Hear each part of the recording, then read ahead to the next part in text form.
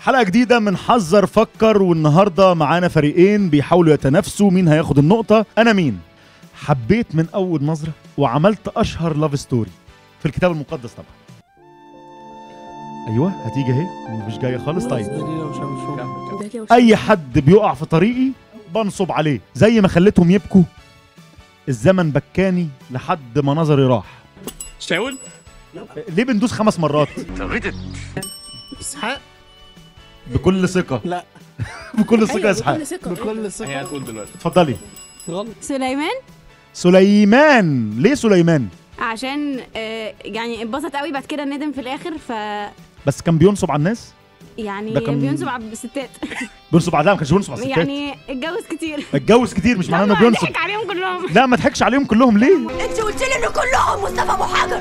موافقين طبعا كلهم، كان ملك كبير جدا، لكن مش هو ما كانش بينصب. مشورة امي ودتني في داهيه. ايوه هو واحد لما سمع كلام مامته راح في داهيه، مع انه المفروض لما تسمع كلام مامتك. يعقوب. يعقوب. ليه قلت يعقوب؟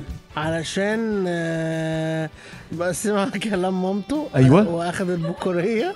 ايوه وكمان نصب. هو سمع كلام مامته اخذ البكوريه.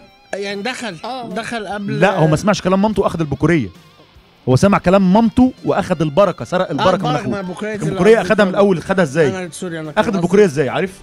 بطبق عدس. بطبق عدس. برافو. أيوة. فكرت كانت هتجاوب.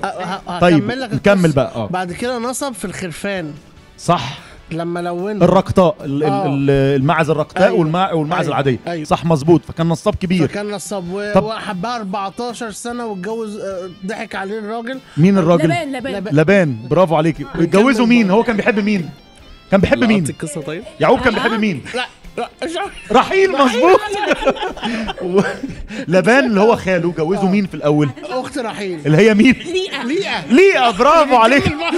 النهارده يا جماعه كلاكيت شاطرين جدا جدا جدا. اجابه صحيحه مع كلاكيت، ونشوفكم في حلقه جديده من حذر فكر تسقيف.